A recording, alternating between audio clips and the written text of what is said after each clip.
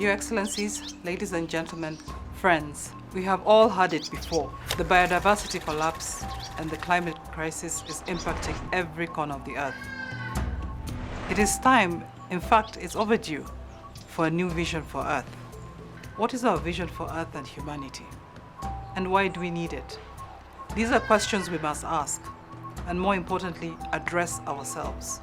A new vision for Earth that ensures the viability and survival of life, in all its forms, is imperative and so very urgent.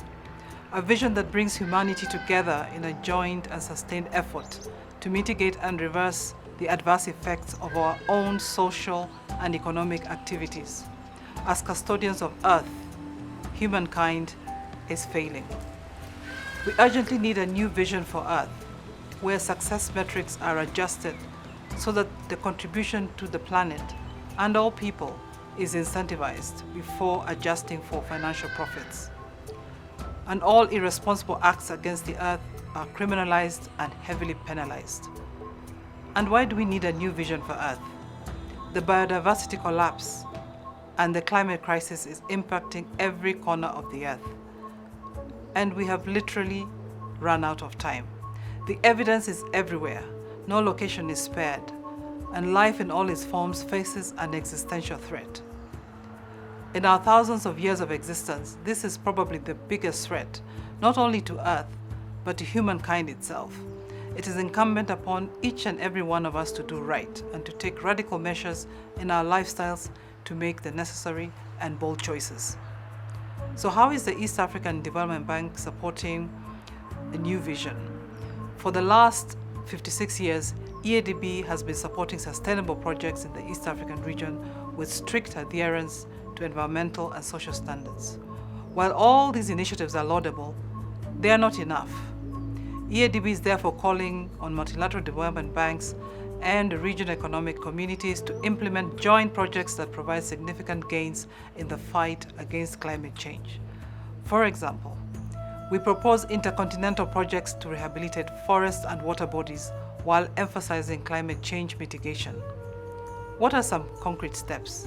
At COP28, BRICS and MDBs should consider and form a special partnership to address the low-hanging fruits, like rehabilitating the two lungs of the world, the Amazon and the Congo Basin forests, without the need for lengthy seminars, meetings, papers, and studies. We believe that all has been said over the decades, and once again during this conference. It is now time to walk this talk.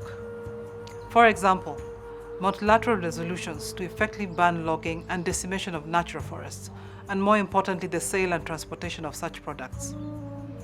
Measures to stop, not only reduce carbon emissions, but also actively sequester carbon that is already in the atmosphere. Measures to disincentivize carbon emissions and all forms of pollution by immediately levying heavy taxes on polluters.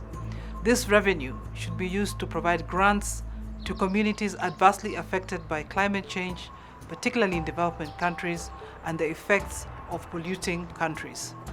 Mobilizing finance to fund climate action globally. Reforming the procedures within multilateral banks for accessing climate-related finance so that the turnaround time is effective and is 3 months or less. And also introduce more innovative climate finance solutions to support underserved communities. In conclusion, we all very recently experienced the effects of a global crisis, the COVID pandemic. I'd like to suggest to you that the pandemic was merely a storm in a teacup compared to the catastrophic effects of climate change. Because, as we say in Kiswahili, wakati unapita. Time is passing. There's no more time for greenwashing, or fig leaves. The ball is very much in your court and mine. I thank you.